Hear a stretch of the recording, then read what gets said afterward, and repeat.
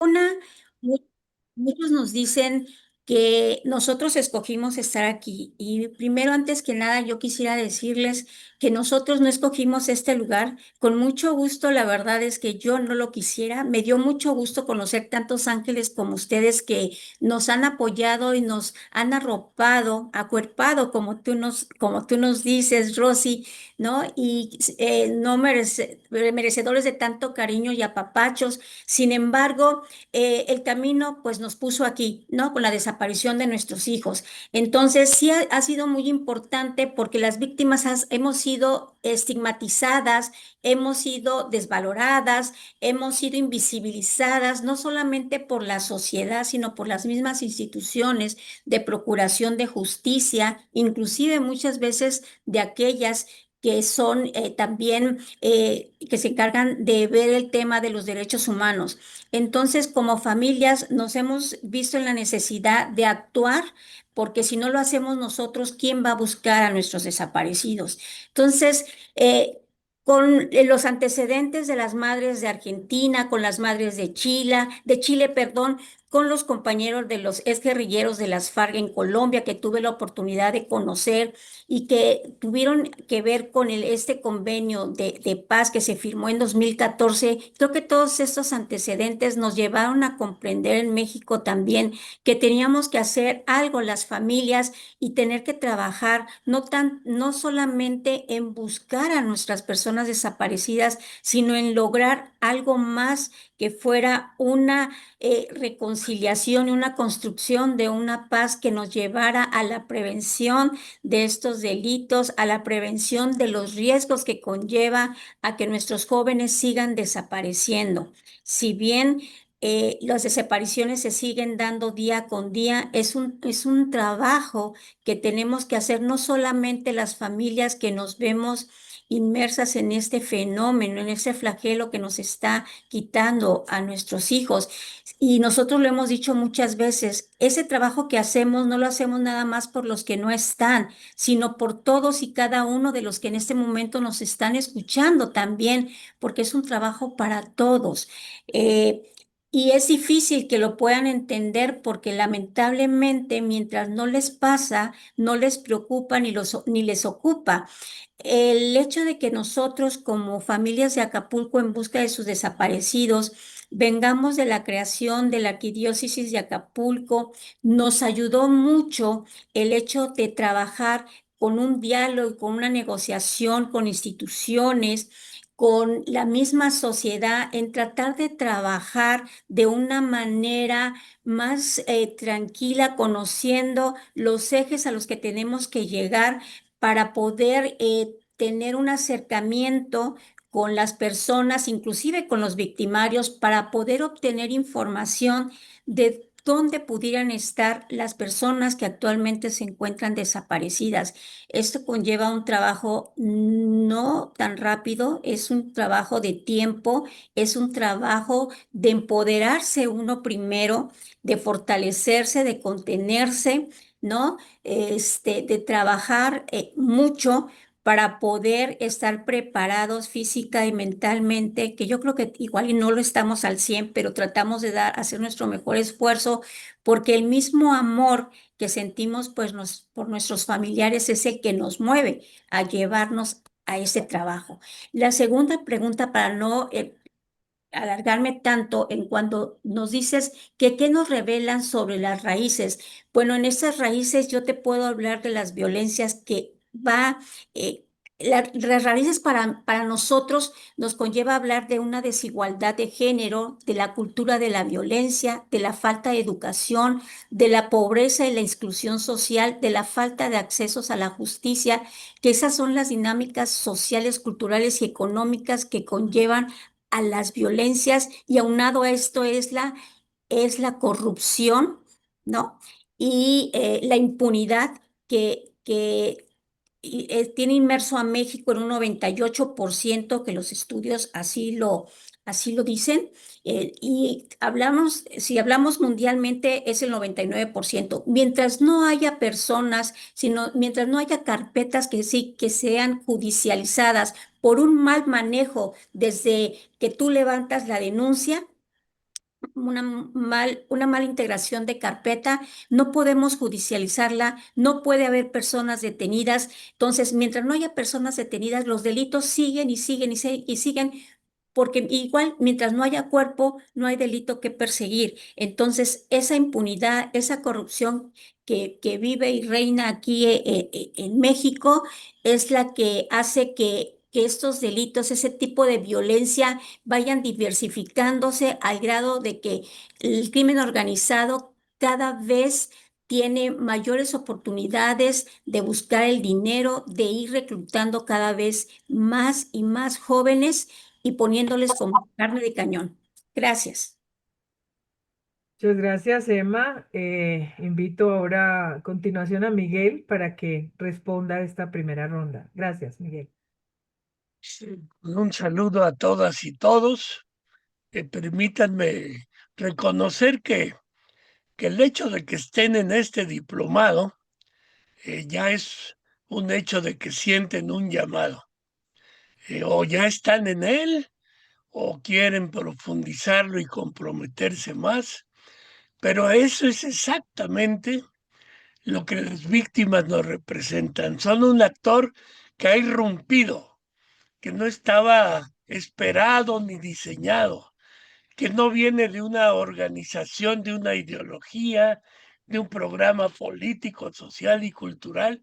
Vienen empujados por un dolor brutal, inexplicable, y son un tipo de actor que necesita una comprensión especial. Entonces yo quisiera, agradeciendo a Emma que puso, creo, las claves, eh, reiterar.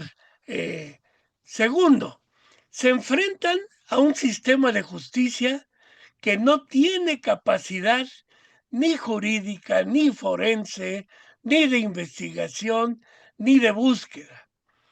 Y entonces se encuentran un vacío brutal que les ayuda a lo que yo llamo un santo proceso, que es el de ir pasando de su caso individual y familiar al caso interfamiliar, regional, e ir encontrando en el dolor de otras y otras un sentido de comprensión del dolor.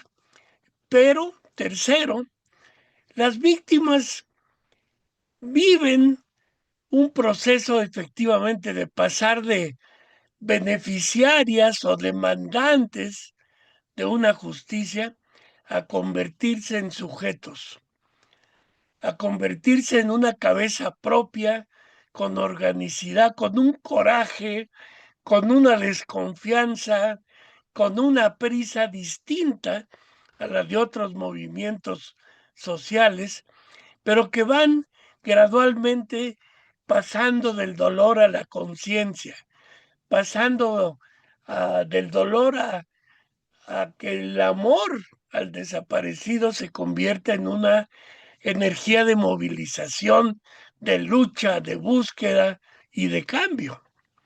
Eh, Aunque los sistemas de justicia en América Latina en general llevan todo esto a la lógica penal, pruebas, eh, caracterización de delitos, etcétera, las víctimas viven más la lógica de la justicia restaurativa.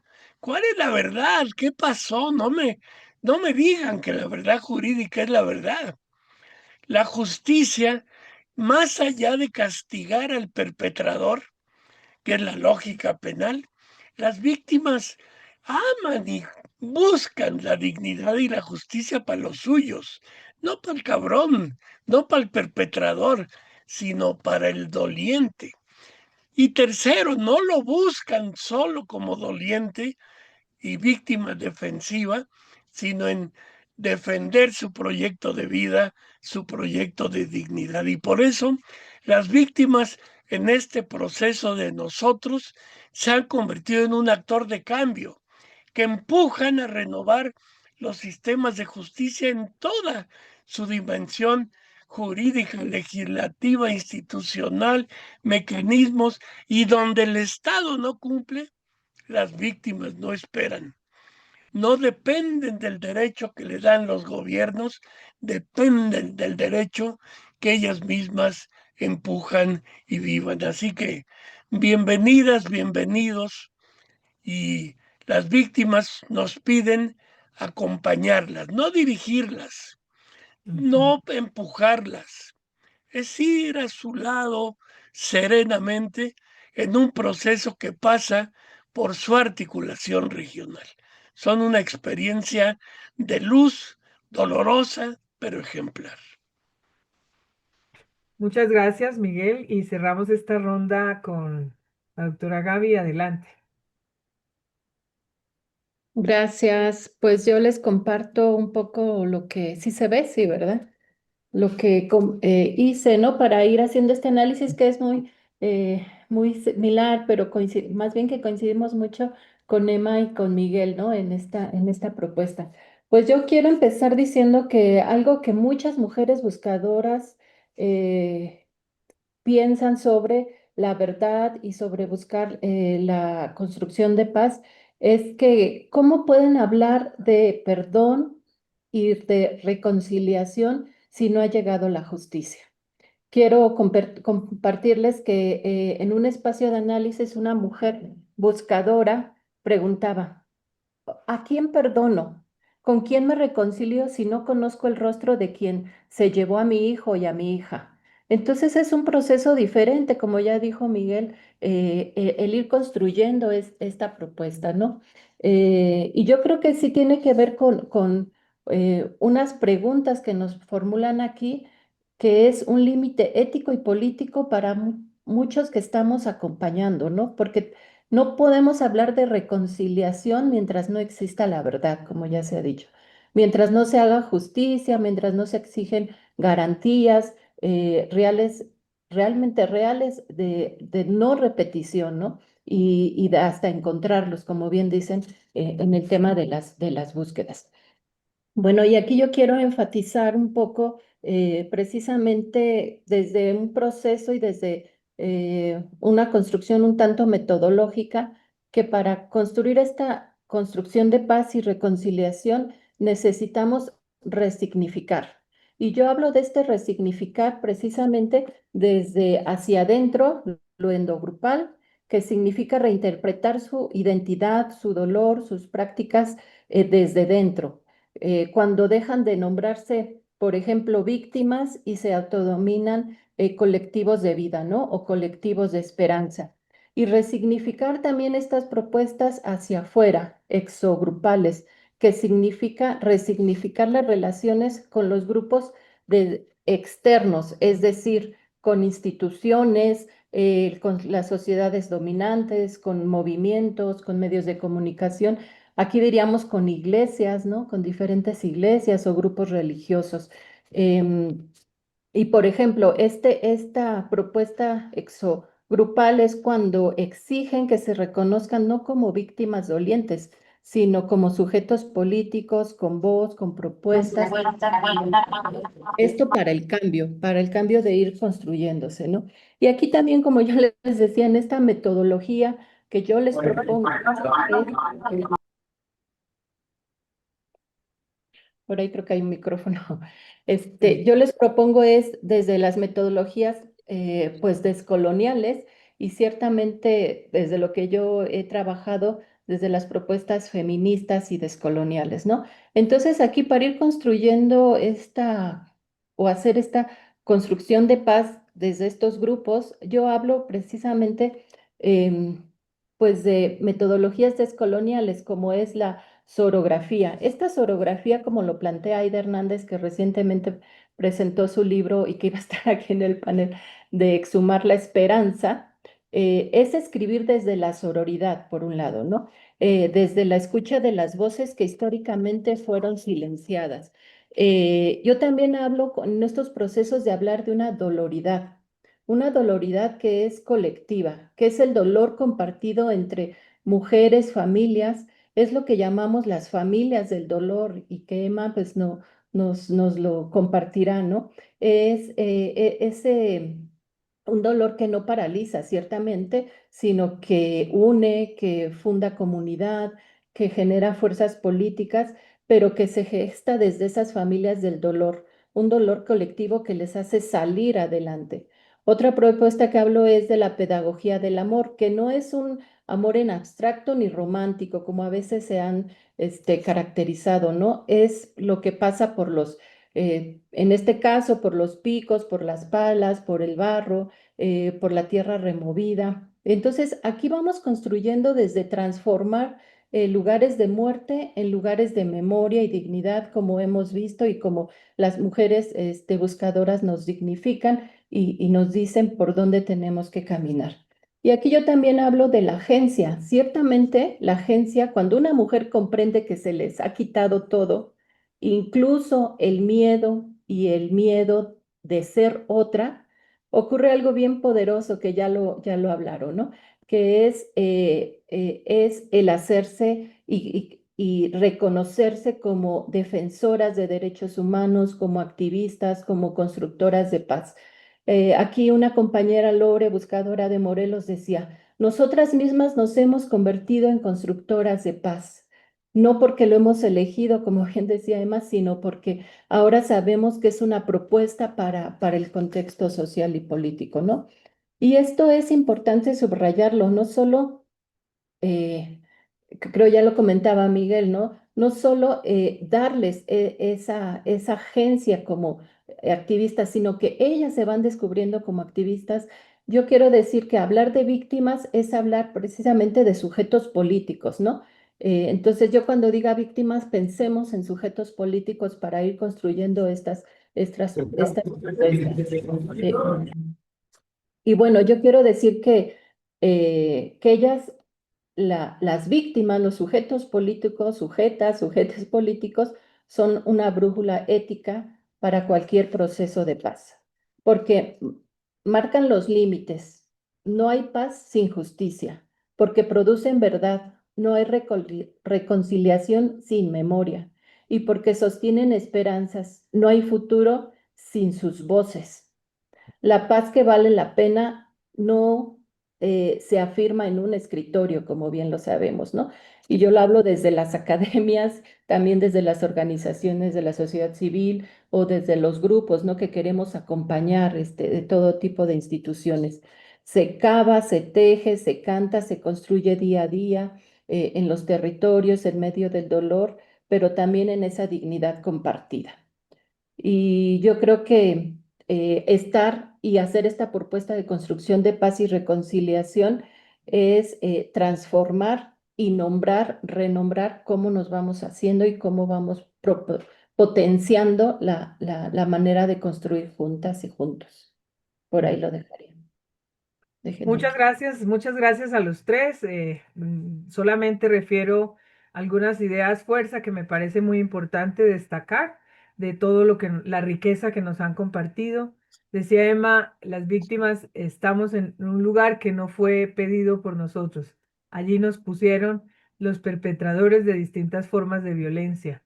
Parece muy importante y muy poderosa esta frase porque creo que eh, eso deslegitima toda forma de revictimización y de incluso de estigmatización contra las víctimas que con frecuencia por desconocimiento o por capricho también las sociedades vamos haciendo afirmaciones que ponen a las víctimas en un lugar como de responsables de lo que les ocurrió. Me parece muy importante esta frase con la que ha iniciado Emma, porque creo que nos da de entrada un lugar. Es decir, a la sociedad nos corresponde reconocer que las víctimas no son simples objetos de reparación, receptores de ayuda y que están esperando que la sociedad simplemente las reconozca para recibir alguna cosa en particular, sino requieren de la sociedad en primer lugar reconocimiento de que son sujetos éticos, políticos, espirituales, que portan una verdad encarnada y una esperanza de la cual hay que hacerlas protagónicas. La paz auténtica no es posible, no solo, digamos, la paz auténtica solo es posible cuando las víctimas ocupen el centro de la construcción misma de paz. Y creo que ese es justamente lo que buscamos promover también como instituto.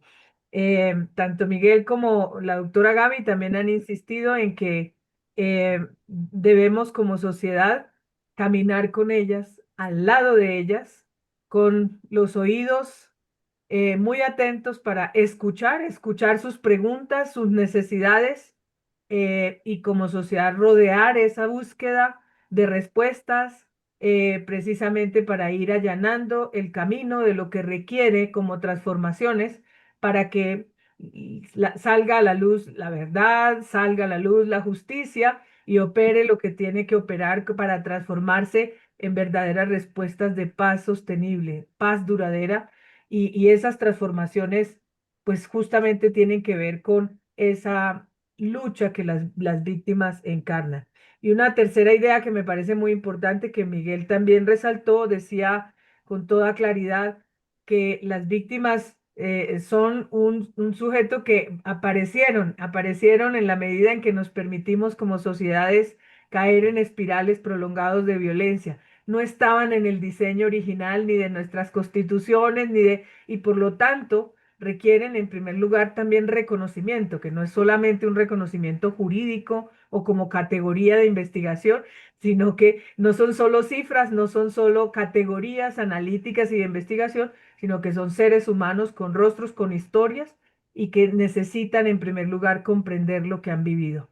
Y después de comprender eso que han vivido, poder hacerse ellas mismas protagónicas como digamos, los testimonios que Gaby nos ha compartido desde distintas madres buscadoras que han hecho este tipo de expresiones. Muy bien, muchísimas gracias. Vamos a la segunda pregunta. ¿Qué significa que las víctimas sean protagonistas de la paz y la reconciliación? ¿Qué cambios culturales, políticos y espirituales consideran ustedes que se requieren para que sus voces guíen verdaderamente los procesos de construcción de paz? Adelante, Emma. Gracias, gracias. Nada más voy a retomar un poquito de lo que comentaste, Rosy, si me permites. Fíjate que no solamente es caminar al lado de los sujetos políticos, como dice la doctora Gaby. Yo lo he comentado mucho con el fiscal aquí general del estado y con otros funcionarios, sino también hay que aprender a ser humildes, porque si bien no tenemos nosotros ni somos técnicos en la materia o expertos en la materia, pero hemos aprendido en este caminar, al menos familias de Acapulco, 10 años ya, y hemos aprendido a buscar, ¿sí? El hecho de que, por ejemplo, ellos anden en camionetas o arriba de las motos buscando a personas desaparecidas, eso no les va a permitir localizarlas. Tienes que caminar, tienes que hacer un análisis de contexto, tienes que ser humilde para que te acerques y preguntes. El preguntar no les va a quitar nada ni ningún valor. Entonces tenemos que caminar a la par, ¿no? Y caminar y ir aprendiendo los dos, porque es lo que necesitamos, que ellos se vayan empapando de lo que a lo mejor por esa experiencia que no queríamos, pues necesitan ir aprendiendo porque esto sigue sucediendo. Y bueno, retomando esta pregunta, ¿qué significa que las víctimas sean protagonistas de la reconciliación? Significa mucho, porque ya lo hemos comentado, significa mucho porque nosotros lo hacemos desde el corazón, desde esto que nos mueve, del amor. Entonces, nosotros lo hacemos por amor, ellos lo hacen por un sueldo. Entonces, todo lo que nosotros lo hacemos con esa necesidad de encontrarlos, esa necesidad de hacer las cosas bien, de una manera eficaz y eficiente. Pongo ahorita el ejemplo. En Guerrero hicimos lo de la ley general en materia de desaparición forzada. Desde el 2021 la veníamos trabajando con el Congreso del Estado. No había sido aprobado y lo mandaban al cajón. Nos pusimos los colectivos de Guerrero a revisar artículo por artículo con los diputados y con cada uno de los representantes de las instituciones que tenían que ver, pedimos apoyo externo, se logró terminar la ley. Entonces, es el interés que nosotros como sujetos políticos tenemos, ya está inmerso en la ley el Centro de Resguardo Temporal, ya está inmerso también el Centro de Identificación Forense, ya va para adelante la ley, ya lo único que nos faltaría saber es qué figura jurídica se le va a dar, pero es el interés de nosotros que lo está moviendo, que lo está empujando. Entonces, por eso es importante y qué papel tenemos el, el número uno, ¿no? El número uno. ¿Por qué? Porque a nosotros nos interesa y sabemos que el recurso que nosotros le estamos dando, por eso hablo de eficiencia y eficaz, porque el recurso que se está utilizando está bien ocupado para para el objetivo que estamos buscando y vamos a estar muy presentes en ese tema también. Y en cuanto a los cambios culturales, lo comentaba hace un momento para la construcción de paz. Nosotros trabajamos mucho la prevención del delito y riesgo, habíamos comentado, y nos hemos apoyado mucho con las iglesias con el tema de los grupos de pastoral, para que de esa manera también llevarlos a las escuelas. También con los padres de familia, porque no nada más es llevarlos a los jóvenes, porque también nosotros como adultos dejamos fuera ese tema de la prevención. Muchas veces nosotros nos ponemos en charola de plata, poniéndonos en riesgo cuando es innecesario dar a conocer información en redes sociales o el hecho de tratar de dar una imagen que no debemos de dar, ¿no? Entonces, todo eso ayuda y nosotros creemos que como familias de Acapulco podemos poner ese granito de arena también llevando testimonios para que también hablemos con la verdad y tengamos una comunicación permanente con nuestras familias para que de esta manera pueda abrirse ese canal y poder tener esa confianza y esa responsabilidad en nosotros mismos en poder prevenir que algo malo nos pueda suceder, ¿sí? El hecho de nosotros bueno, eso podría ser un poquito más aparte. Nosotros en la asociación contamos con 580 ya carpetas de investigación. Se van sumando cada día más, desgraciadamente más casos. Y cuando hablábamos de que son cada vez más casos y que cada uno de ellos tiene una necesidad diferente, efectivamente son necesidades diferentes, son necesidades que a lo mejor como asociación no deberíamos de considerar, pero si no las consideramos, pueden ser sujetos a que otros integrantes de la familia puedan caer en manos de esos delincuentes. ¿Por qué? Porque hay necesidades económicas, hay necesidades de salud, hay necesidades de educación, porque en algunos casos el pilar de esa familia es el que está desaparecido, en algunos casos está el papá y la mamá, entonces abandonan estudios, tienen que trabajar. Y si nosotros como asociación no buscamos ese tipo de apoyos, las chicas se prestan, ¿no?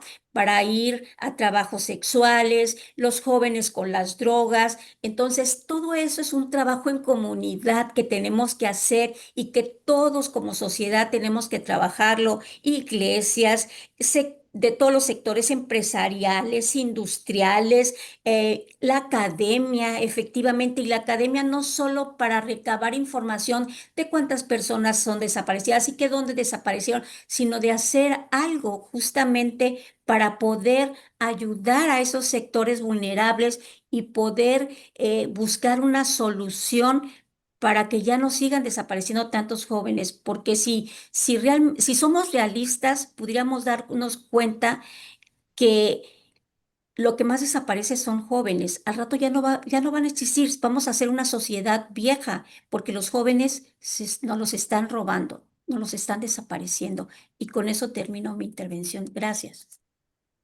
Qué fuerte. Gracias, Emma. Muchas gracias. Adelante, Miguel.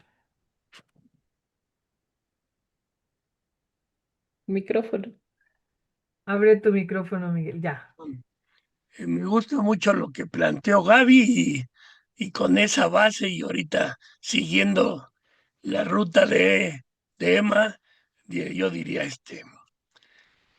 eh, ¿Qué retos tenemos en esta tarea y misión de acompañar a las víctimas? Ya algunas de los retos los mencionaron, pero yo diría son sujetos políticos, sí, pero a veces se les quiere convertir en sujetos políticos dirigentes de todas las causas. Y entonces ahí hay que caracterizar que el que sean sujetos políticos y de paz requiere ser reconocidas, comprendidas y asumidas por los otros actores políticos que tienen que ver con la agenda de conjunto de las causas y las soluciones al proceso de paz. Reconocerlas y no forzarlas. A veces les cargamos de expectativas y esa tampoco es la manera sana y profética de acompañar. Segundo, cuando tienen que rebasar al Estado en las tareas que no puede cumplir, no quiere, no está capacitado, no comprende, etcétera, las víctimas efectivamente han vivido un proceso orgánico. Déjenme contarles rápido que, simplificando, en 2011, cuando Sicilia asesinan a su hijo, con todo y que él lo pudo tener y enterrar, que esa es la enorme diferencia con los desaparecidos, que no tienen el rostro de quién fue, ni el rostro de dónde está, ni con quién interlocutar. Y entonces se encuentran con un vacío tremendo que su movilización y su organización se convierte en una ruta. Cuando el movimiento por la paz con justicia y dignidad recorrió el país, la sorpresa fue que donde iba pasando se sumaban más y más y se descubrió el enorme problema nacional que no se dimensionaba y las víctimas pudieron aparecer con el pecho digno, con un reclamo estratégico, nacional, estructural, muy profundo. Pero la expectativa se cargó en el movimiento y el movimiento no pudo cargar todas las expectativas. Y entonces la realidad ha sido estos colectivos microregionales que tienen capacidad de acompañarse, de pelear la carpeta y el juez y la búsqueda, en fin, pero a partir de esa microrregionalidad, articularse en los estados, en las regiones, a nivel nacional, y esto les ha dado un empuje estratégico y político enorme, con diferencias de enfoque, de prioridad, quienes la búsqueda, quienes la ley, quienes dialogan, quienes no quieren dialogar, según tipos de liderazgos, pero en esa diversidad los elementos comunes se han consolidado y son muy fuertes. Y finalmente otra dificultad y reto en este proceso de acompañarles a sujeto de que no sea solo el débil. Galtung decía, hay la paz negativa cuando es solo la lucha contra la violencia. La paz positiva es cuando se construyen soluciones a las causas estructurales. No sé cómo se deba llamar, Gaby, ahí hay tarea académica, pero yo diría las víctimas pasan de una víctima pasiva y negativa, enojada y con derechos, a una víctima positiva. Esa es su ruta de convertirse en actor y luego de entender que si no siguen luchando por el cambio del país, no hay respuesta a la aparición. Y entonces ahí es donde pasan a esta dimensión de constructores y de aliados con esa fuerza que impregna, que ilumina, que anima a todos los movimientos. Gracias. Muchas gracias, Miguel. Gaby, adelante. Gracias. Pues yo creo que coincido mucho con Miguel, esto último que comentas, y yo aquí resalto en esta pregunta qué significa que las víctimas sean protagonistas de la reconciliación. Pues precisamente esto, que la reconciliación tiene un significado profundo No me cierres. cuando se habla de las memorias, de los saberes, de lo que ellas están viviendo. Y yo aquí con uno, lo que dice Miguel, con esta frase bíblica que muchas mujeres buscadoras resignifican, porque es dar razón de la esperanza. Y entonces, ¿quién más que ellas y quién más que los sujetos políticos que se identifican, ¿no? No que se imponen, sino que se identifican y las personas que estamos o están compartiendo estos dolores, ¿no? De estas ausencias, de estas pérdidas, pero que tienen esa agencia de activistas, de defensores, nos dan razón de la esperanza. Entonces, creo que aquí podemos ir construyendo y respondiendo esta pregunta porque es precisamente una pregunta de espiritual, política, como aquí nos dicen, pero también nos impulsa a pensarnos y a resignificar cómo vamos a ir construyendo. Y yo hablo de una esperanza encarnada, que está sostenida con el cuerpo, con el dolor, con la búsqueda, en todos estos contextos que hemos acompañado o que estamos queriendo acompañar, ¿no? Y también hablo del concuerpamiento, poner el cuerpo al lado de la otra, pero no un concuerparnos que aplasta, sino que estamos escuchando, sintiendo todo este sentipensar que también participamos y resaltamos en el tema, por ejemplo, de las emociones, ¿no? Porque a veces decimos que el tema del dolor limita, no es cierto, el tema del dolor es una emoción que potencia y que te ayuda a seguir buscando, como ya lo había dicho hace un momento. Entonces, creo que esta construcción de paz que estamos proponiendo y que queremos ir tejiendo, como lo hablamos desde diferentes colectivos de buscadoras, se dice, la paz ya no es es un objetivo ajeno, es un proceso tejido desde la experiencia de quienes han sufrido violencias radicales, ¿no? Es reconocer que el dolor y las emociones no son debilidad, son saberes políticos y espirituales. Poner en el centro el llanto, la tristeza, las lamentaciones también tiene una propuesta importante, porque vamos resignificando y haciendo estas acciones propuestas políticas, ¿no? Por ejemplo, como las madres de la Plaza de Mayo en Argentina. Todos estos procesos, todos estos años nos dieron bases para resignificar lo que podemos potenciar, ¿no? Desde estas espiritualidades, porque salir a la calle, gritar consignas, es un acto espiritual, ¿no? En lo que yo voy tejiendo estas propuestas.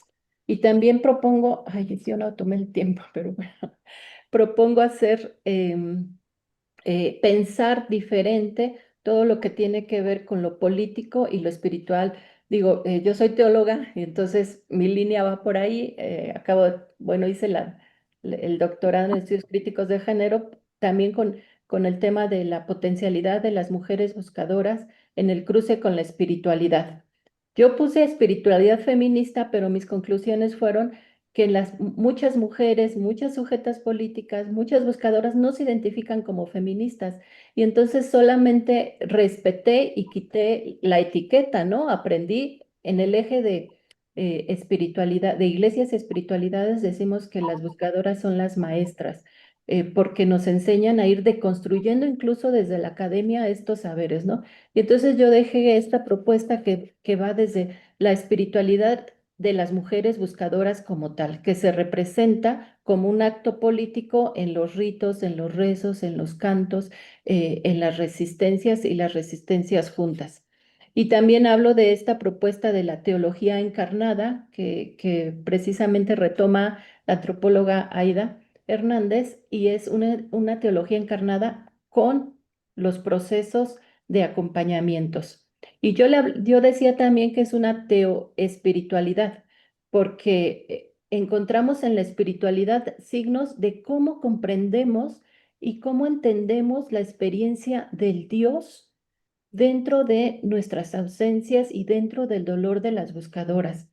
Y Berito, que busca a su hijo Diego en Ecatepec, ella decía, eso yo le llamo pausitas espirituales, porque nos da la fuerza, nos da la energía, y las conclusiones que hablábamos es precisamente eso, que es unas propuestas para profundizar, y yo lo sitúo aquí en lo que es la reconciliación, construcción de paz y la reconciliación desde sus antecesores, ¿no? Entonces, creo que la paz no es hecha y no será construida si no es con la voz de las víctimas. Pensemos en sujetos políticos, sujetas políticas. Y yo digo que el eco colectivo de sus voces, de sus llantos, de sus memorias, de sus luchas, nos lleve nuevamente a construir y a repensar cómo queremos acompañar y cómo queremos estar, ¿no? En estos procesos. Por aquí lo dejaré. Pues Por muchas aquí está también gracias. la bibliografía para que Claro. retomeen estas líneas, si a alguien les interesa. Muchas gracias, Gaby. Claro que sí. Pues muchísimas gracias a los tres por esta respuesta, esta ronda tan profunda. Yo creo que Emma nos planteó unos desafíos muy concretos para entender el lugar protagónico de las víctimas en la construcción de la paz. No es un protagonismo de esos que llaman reflectores para mostrarse, sino en realidad el reconocimiento de todo lo que ellas, por fuerza de la situación que han vivido, han tenido que ganar una experiencia, incluso una experiencia que es mucho más importante en términos de capacidad técnica que la de algunos funcionarios. Y por lo tanto, dice, es importante que no solo nos reconozcan y nos escuchen, sino que también nos veamos como compañeros de trabajo en donde también nosotros tenemos algo que aportar, porque esta situación nos ha vuelto expertos en búsqueda y a veces los funcionarios que están más por un sueldo que por el amor que a nosotros nos vemos en esta situación, pues tenemos una expertise que hemos desarrollado a fuerza de la situación y que podemos aportar. Entonces es reconocerlas como sujetos éticos, políticos, pero también fundamentalmente con un potencial importantísimo de aporte, y eso significa no solo integrarlo, recibirlo, aceptarlo, sino ponerlo justamente en la construcción también de los planes de respuesta. Es decir, que el saber, la experiencia que se ha ido construyendo a fuerza de la situación sea reconocido, sea suficientemente bien integrado dentro de dentro de la legislación. Incluso ella nos decía con un ejemplo muy concreto. Posteriormente, Miguel ha dicho una expresión que me gusta muchísimo porque me parece que define muy bien ese rol de acompañantes, es decir, un acompañamiento que no signifique cargarlas ni forzarlas, ¿no? Es un acompañamiento que no las force a tener que suplir lo que es propio y lo que es una responsabilidad del Estado, sino más bien acompañarlas a que se garantice que el Estado asuma la función que le corresponde y que ellas sean integradas dentro de esta, digamos, dentro de esta demanda de respuesta por parte de las instituciones. Nos planteó también un desafío y es la importancia de construir un tejido estratégico de las distintas víctimas, no solamente de las víctimas de desaparición forzada, sino de las víctimas como movimiento, eh, también desde quienes están en los distintos niveles, en los distintos temas, porque esa articulación da una fortaleza que es indispensable al momento de hacerse presente en las distintas decisiones, en las distintas transformaciones que necesita dar respuesta a esta situación que produce, digamos, a las víctimas y para prevenir que no existan más víctimas. Es decir, que hayan garantías de no repetición. Y luego la doctora Gaby también nos decía de una manera muy interesante la importancia de que en el sufrimiento, dignificar el dolor, pero en el sufrimiento de las víctimas, reconocer que allí es donde también se da cuenta de nuestra esperanza, es decir, dar razón de nuestra esperanza, no solamente acompañar para estar ahí en un momento de sufrimiento, sino reconocer en el sufrimiento la importancia de la dignidad y que en ese sufrimiento es donde se puede encontrar la fuerza motora justamente para allanar ese camino de transformaciones que espera en todo este proceso que viven las víctimas y nos lo ha planteado con su propia experiencia investigativa sobre su trabajo de doctorado y precisamente al lado de Madres Buscadoras. Así es que, pues muchísimas gracias por esto. Ahora quisiera abrir, no con una tercera ronda de preguntas mías, sino más bien abrir un espacio para 2 o 3 preguntas que quieran formular. Tenemos 65 personas presentes, así es que si 2 o 3 personas que levanten así la mano y les damos la participación para que luego en esta última ronda nuestros invitados puedan de manera espontánea responder.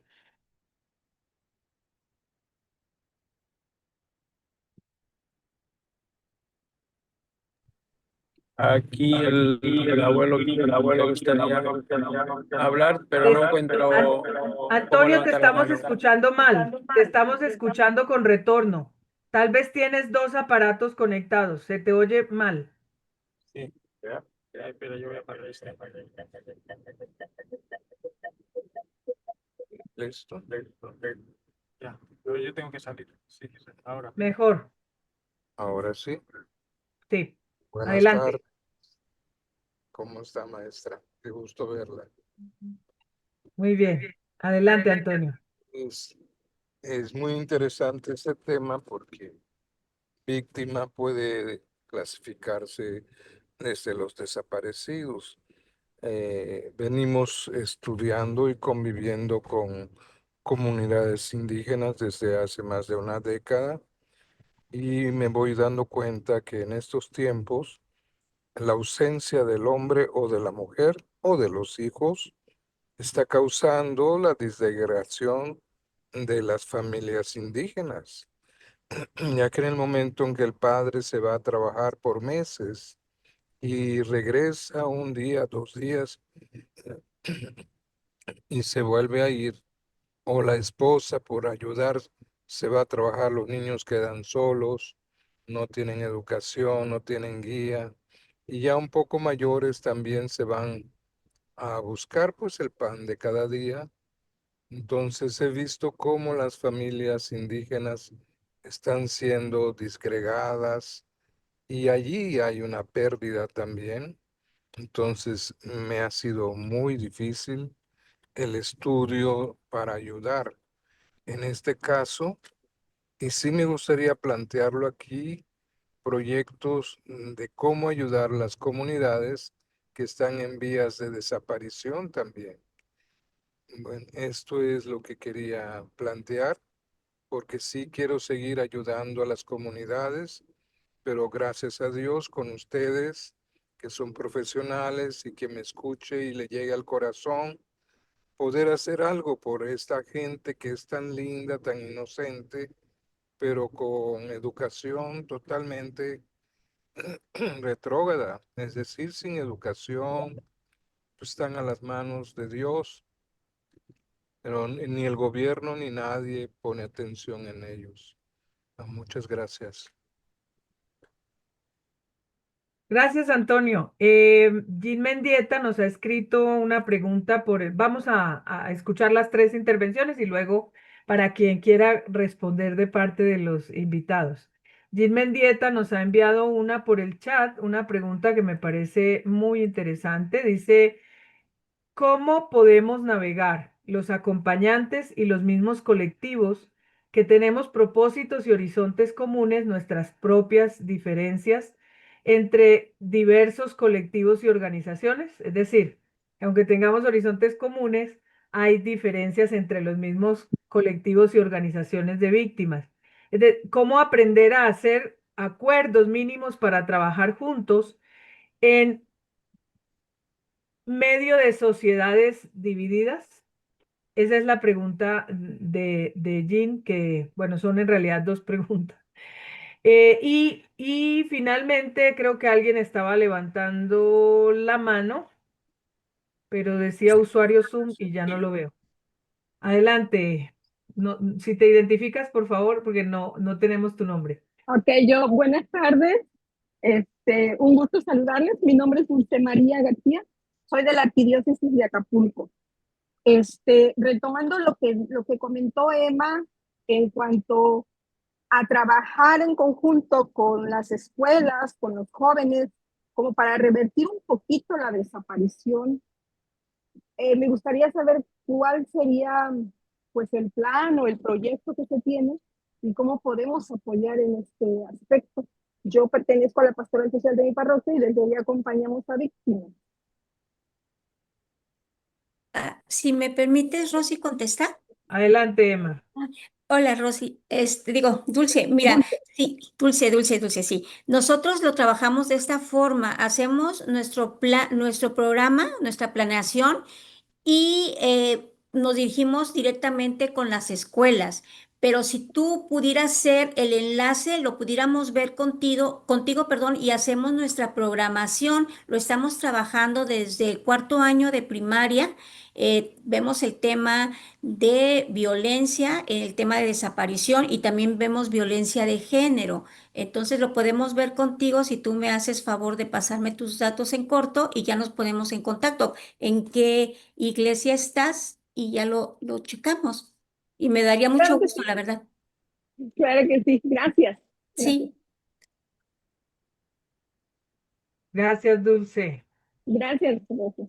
Adelante, Gaby, Miguel y Emma, si gustan responder a las otras dos preguntas, la que planteó Jean y el abuelo Antonio.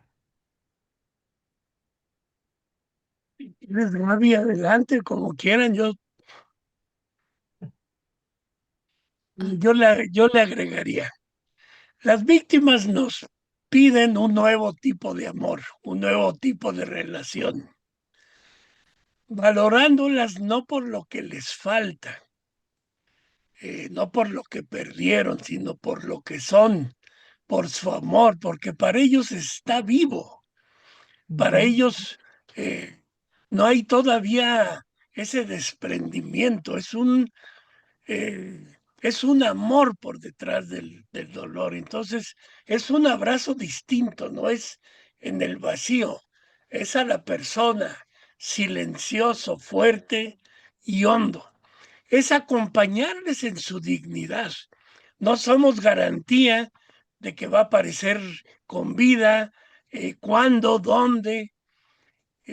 No podemos garantizar el resultado, pero sí el proceso, sí la dignidad con la que caminen y en estos pasos que van dando hacia lo colectivo y demás. Van empujando la memoria, la verdad, y por eso el que luchan por su presentación con vida, visten con las fotos de sus hijos, muestran y visibilizan las fichas con la historia y los rostros de sus hijos, hacen árboles de esperanza con todo el significado colectivo y esa comprensión de verdad, vida, memoria, es la que fundamenta su lucha por la justicia, que va pasando del castigo a la verdad de dónde está y al amor de buscarlo. El Estado, desgraciadamente, ha ido pretendiendo desviar, frenar, moderar el empuje de justicia, abriendo casos de reparación muy en la lógica económica. Y eso es un tema difícil que en la madurez de la relación se puede platicar para que ellas puedan ser reconocidas como los familiares como víctima sin que sientan que están renunciando, vendiendo al hijo o a la causa de victimación que sigan. Así que esa es una parte fina. Y en lo de no repetición, yo creo que hay un fenómeno que nos sorprende a todos y es que aún familias que encuentran a la causa o al hijo o al cadáver siguen en el movimiento, pasando a más allá. Y termino con una idea que decía don Samuel. Si de veras dejamos que ellos sean sujetos, entonces acompañémosles aunque se equivoquen. Él decía con los pobres y con las víctimas, aunque se equivoquen. Vida, dignidad y esperanza, para ellos es su base de identidad y de acción. Gracias. Bueno, Gracias. si me permites, con Iliana, Adelante. que comentabas que quieres ser empática con el tema de los desaparecidos. Fíjense que, por ejemplo, aquí en Acapulco, nosotros convocamos en redes sociales cuando hacemos marchas y es muy triste y muy doloroso para nosotros que siempre somos los mismos que marchamos, los mismos que tenemos un familiar desaparecido. Entonces, yo lo comentaba, creo que en mi primera exposición, no necesitan tener a una persona desaparecida para ser solidarios y empáticos. Nosotros como asociación, cuando vamos a búsquedas, que también somos familias buscadoras, nosotros nos hacemos de nuestro propio material, nuestro propio equipo, es decir, nuestros picos, nuestras palas, nuestras varillas, nuestras aguas, y perdón por el comercial, nuestras cocas, porque es lo que nos reanima en los cerros, con el calor. Pueden ser solidarios con eso, o sea, con llevarnos agua, llevarnos coca. Viene ahorita diciembre, por ejemplo, los niños son felices con que les lleves una piñata, que les hagamos una posada. Al principio no lo pensamos así, porque a lo mejor éramos egoístas y solamente pensamos en el dolor que estábamos sufriendo por no tener a nuestros hijos, a nuestros esposos, ¿no? A nuestros familiares, pero no pensábamos en ellos. Y al hacer la primera posada que les festejamos, cuando los vimos reír, nosotros reímos también y nos olvidamos por esas horas, también reímos y nos olvidamos por ese momento de nuestra tristeza y nos dimos cuenta que con la sonrisa de ellos, ellos son niños y ellos no saben del dolor, en ese momento no sabían. Claro que va a llegar un momento en que sepan que su hermano, que su padre ya no está, pero también les vamos a enseñar a no tener rencor, a no guardar ese dolor y querer al rato ser un sicario y querer matar al que le hizo mal o vengar la muerte de sus familiares. Entonces también en eso tenemos que trabajar. Entonces, cuando decimos queremos ser solidarios, querer ser empáticos, lo podemos hacer de muchas formas, y ver a estas personas o vernos a nosotros, porque en mi caso yo tengo a mi hijo todavía desaparecido, 14 años, un mes y días que me lo secuestraron y no sé de él. Es eso, es ser empático, o sea, no vernos como que si apestáramos o no ver a esas personas como si yo no me acerco a ellos, a mí nunca me va a pasar. Entonces, eso lo pueden hacer. Ahora, ¿de qué forma pueden trabajar con los colectivos? Ya lo decía Miguel, somos diferentes formas de trabajo y se respetan todas, pero yo creo que ahorita, me atrevo a pensar o a decir que la necesidad misma nos ha ido enseñando que todos los sectores son importantes, todos somos un engranaje, todos somos personas que nos necesitamos. Entonces, todos necesitamos de todos y debemos que darnos cuenta que si tú trabajas, por ejemplo, con migrantes, tú puedes ayudar a encontrarme los míos y yo puedo encontrar a los que tú estás buscando. Si tú trabajas la tierra, por ejemplo, sí, en tu territorio, a lo mejor puede ser que a lo mejor se los hayan llevado para allá y yo no sé si a lo mejor mi hijo esté en aquella zona y a lo mejor tú me puedes ayudar a localizarlos, ¿no? Y yo a lo mejor te puedo ayudar, no Ok. sé, perdón. Tranquila, Emma, es que alguien tenía micrófono prendido. Adelante.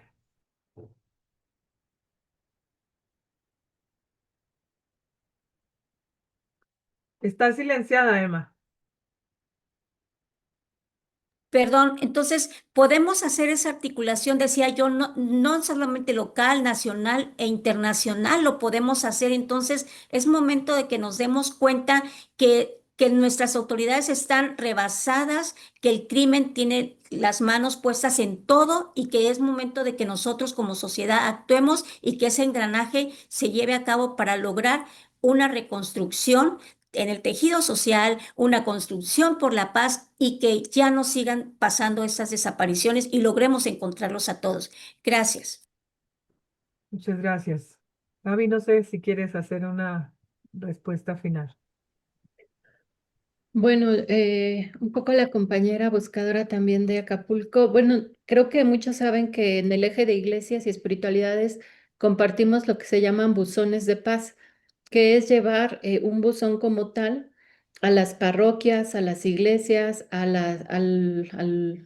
las escuelas, y entonces se les pide con quienes compartimos, primero pues la experiencia de las buscadoras y después que pasen y que den en el buzón de paz pues una poesía, una oración y también información, ¿no? Sí, y creo que esa es la estrategia si se sabe algo.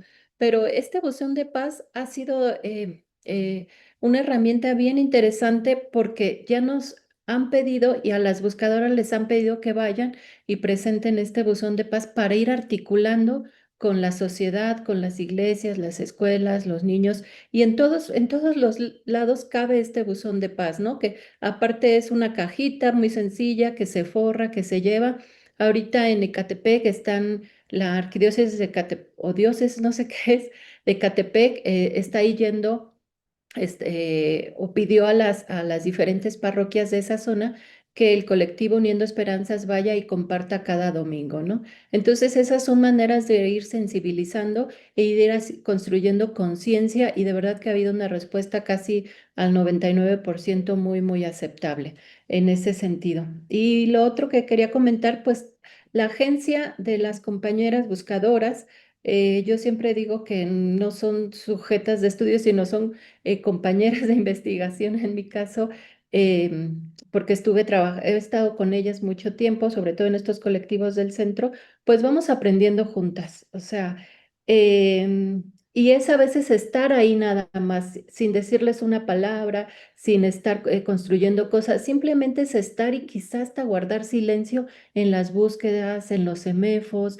en las marchas que se hacen. Y creo que esto también tiene sentido para el compañero que preguntaba al inicio, ¿no? ¿Qué hacer con estas familias que viven la ausencia de las comunidades indígenas? A veces es estar ahí, sin estar hablando, diciendo tanto rollo, ¿no? Incluso este tema académico, institucionalizado por las organizaciones, etcétera, es simplemente estar allí con ellas, concuerpando, que es como lo que yo digo. Y la otra es que no romanticemos, o sea, yo digo que no romanticemos a los colectivos de mujeres buscadoras, como decía Miguel en un momento, nombrando a Samuel, ¿no? Sigamos aunque se equivoquen. Nosotras decimos en estas propuestas, tenemos derecho a equivocarnos, ¿no? Las mujeres, por ejemplo. Y en este derecho a equivocarnos, ¿cómo seguimos en el conflicto? Y mi experiencia ha sido que en los colectivos, los colectivos que trabajan juntos, hay conflictos, pero siguen buscando y su objetivo en medio de este conflicto es buscar hasta encontrarlos. Y sí, así se han limado muchas perezas tan humanas que existen, ¿no? Por aquí compartiría. Bueno, muchísimas gracias de verdad a los tres por su aporte.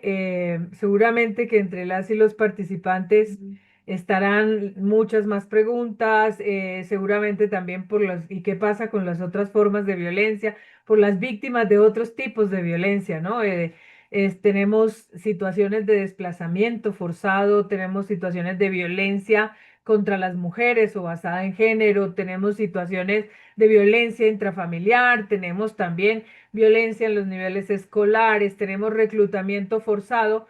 Son distintas formas en las que las violencias van victimizando a las personas. Hoy le dimos un lugar importante digamos, al concepto de víctimas más afectadas por desaparición forzada y fundamentalmente porque no solo es una realidad creciente, sino que grita por atención en una sociedad como la mexicana, pero no significa que nos vamos a centrar exclusivamente en durante el diplomado, durante 120 horas de formación, vamos a estar reflexionando juntos y juntas sobre esas distintas formas de afectaciones que las violencias producen en las personas, en las familias, pero también en comunidades enteras, porque también hay víctimas colectivas.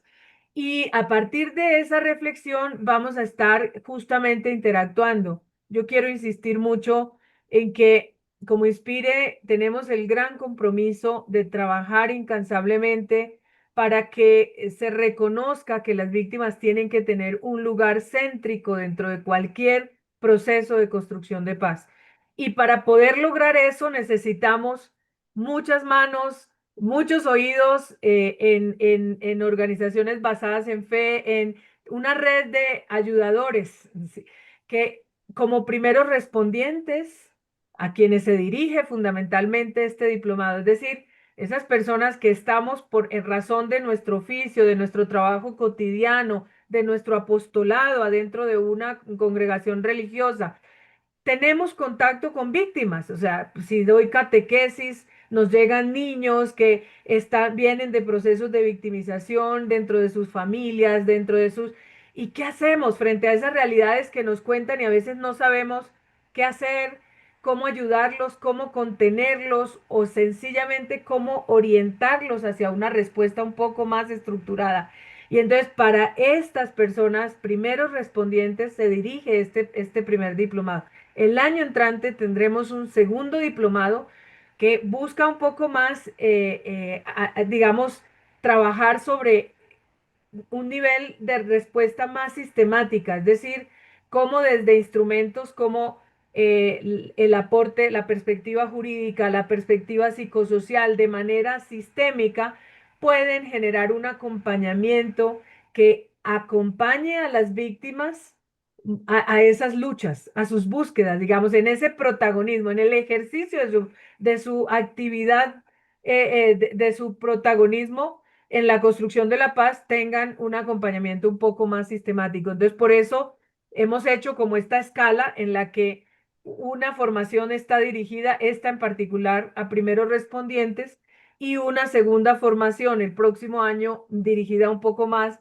a profesionales o equipos que están dentro de organizaciones que ya están haciendo trabajo con víctimas y cómo pensar en respuestas mucho más estructuradas que por supuesto estaremos haciendo siempre de la mano, escuchando a personas víctimas que ya hoy están en otro lugar, es decir, que producto de haber contado con un acompañamiento, con un proceso de acompañamiento, hoy están ellas siendo quienes trabajan para que otras personas no vivan lo que ellas han vivido.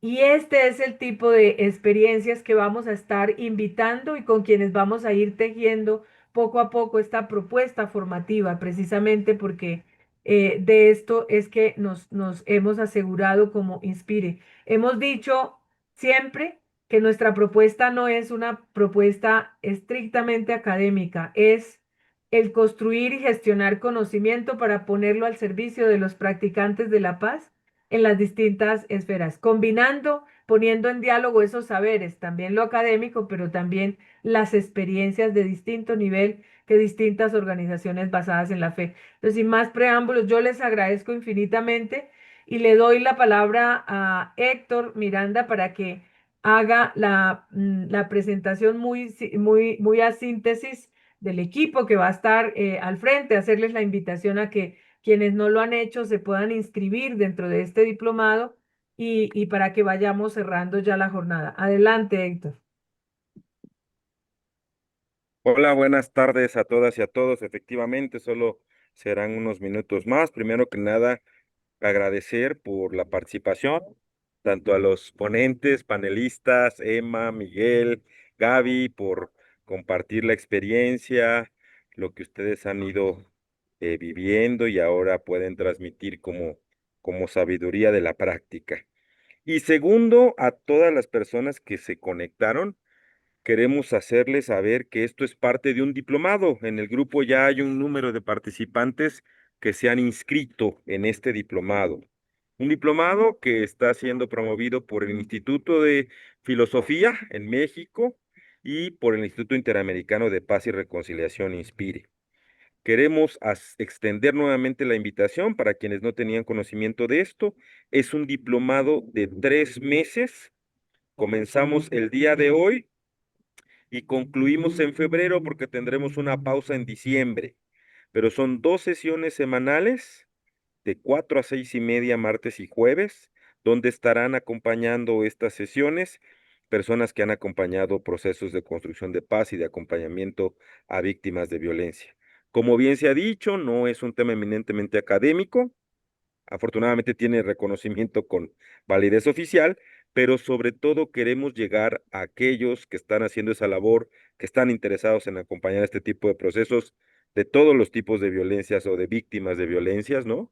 Eh, y bueno, abrimos la oferta, está ahí el enlace, lo puse en el chat. Pueden ustedes ingresar a la página de inspireac.com para que puedan ahí encontrar toda la información del diplomado.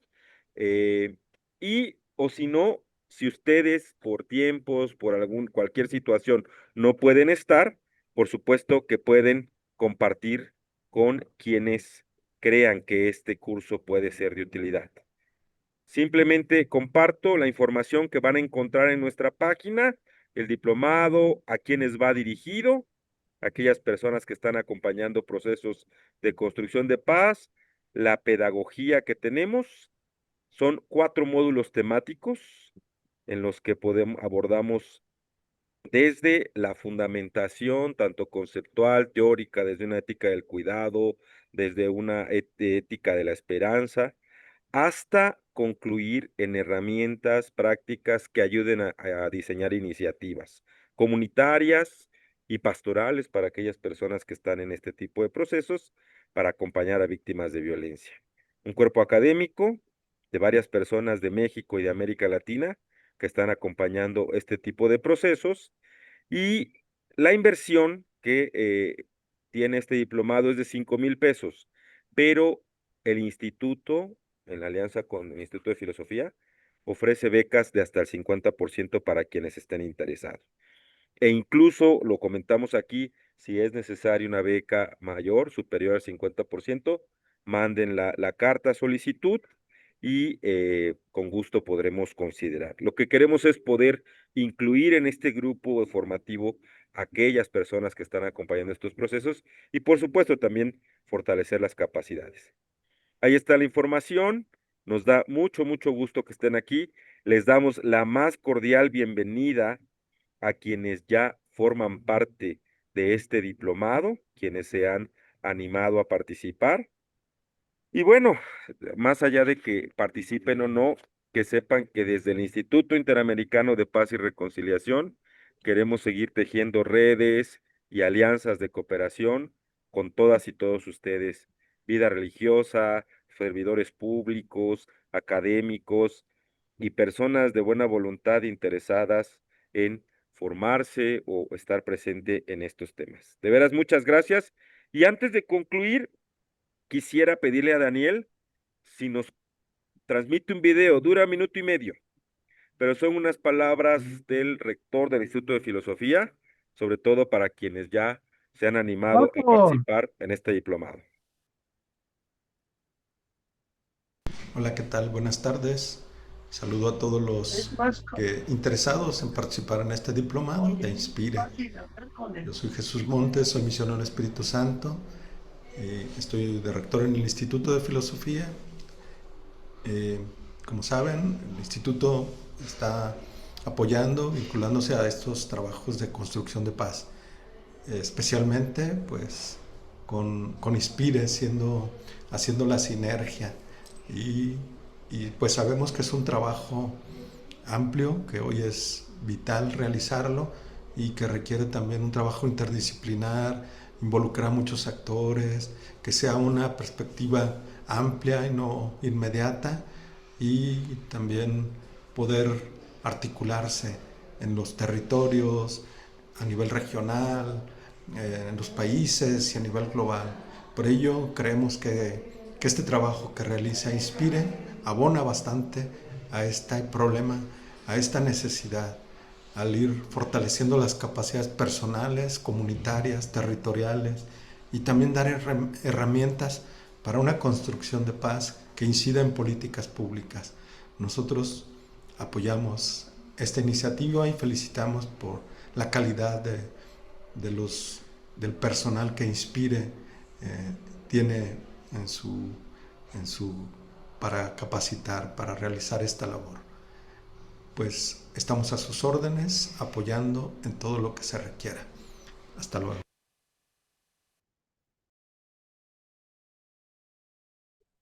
Pues muchísimas gracias a todas y todos los que hicieron un espacio. No quisiera irme sin antes también presentar a Idalia Aguirre, quien será la coordinadora académica del diplomado durante este tiempo. Adelante, Idalia, por favor. Gracias, Héctor. Buenas tardes a todos. Mi nombre es Idalia Leticia Aguirre Benítez. Estoy muy contenta de compartir este espacio de reflexión sobre este tema tan importante. Gracias a todos por participar y especialmente agradezco a los panelistas que nos han hecho reflexionar tan profundamente en este tema. Y pues con todo gusto estoy a su disposición para acompañarles en lo que sea necesario para que puedan participar en este diplomado, que juntos podamos seguir reflexionando y gestionando el conocimiento sobre este tema. Pues muchas gracias. Estoy a sus órdenes para lo que sea necesario.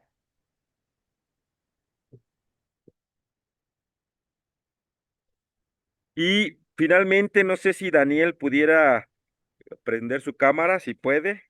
Es quien nos va a estar apoyando, sobre todo para que ustedes estén tranquilos, quienes ya están inscritas, inscritos. Daniel nos va a apoyar en todos los temas técnicos. Algunos están teniendo dificultad para poder crear su usuario en la plataforma. No se preocupen, entre estos días y de aquí a la siguiente clase, este jueves, seguramente ya todos tendrán el acceso. Adelante, Daniel. Hola, buenas tardes. Espero que todos se encuentren bien. Y pues nada, aquí estaré a sus órdenes, a lo que necesiten, apoyarlos en todo el proceso de inscripción y claramente más adelante en lo que se les ofrezca en las clases, en el manejo de plataforma. Aquí estaremos apoyando con todo el gusto. Un placer. Y Ángela también, si quieres dar un saludo, quienes también estará pendiente de los temas durante el diplomado. Adelante, Ángela. Hola, buenas tardes. Me da mucho gusto ver rostros conocidos y ahora rostros que vamos a seguir encontrándonos.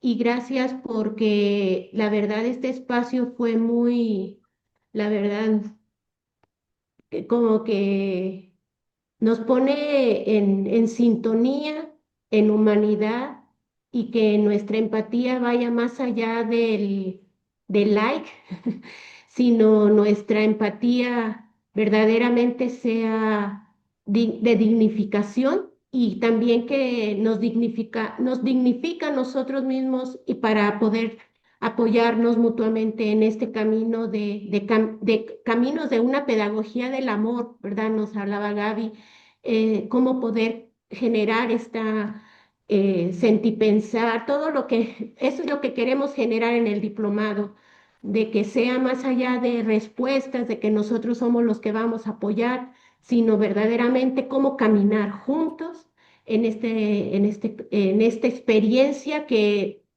pues hay que aprender a vivirla. Ajá. Gracias, bienvenidos, gracias. Pues Gracias, Ángela. muchísimas gracias y a las personas que ya están inscritas, que están integradas dentro de un grupo de WhatsApp, les haremos llegar la lectura, la tarea a realizar para el próximo jueves. Recuerden preparar las sesiones para poder caminar en el método. Gracias, Miguel, Emma, Gaby. Seguimos en contacto y en comunicación. Y a todas y a todos, gracias por haber participado. Cuídense mucho. Muchas Gracias. gracias. Esperamos Dios los información. bendiga. Bye. Bendiciones. Hasta Gracias. luego. Les Gracias. hacemos llegar la Luego. información por el correo que nos dejaron. Ok, muchas gracias. Bye. Gracias. Hasta luego. Ok, hasta luego.